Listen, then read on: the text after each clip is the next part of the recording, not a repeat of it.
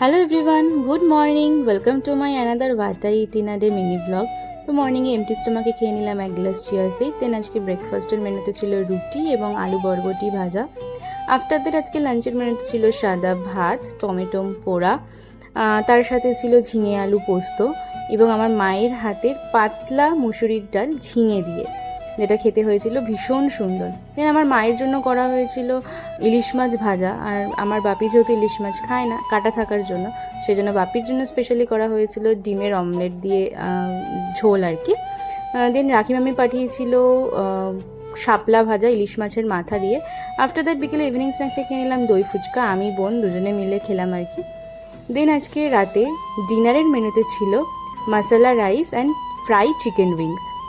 So that was it for today. Bye guys, take love from me. See you soon.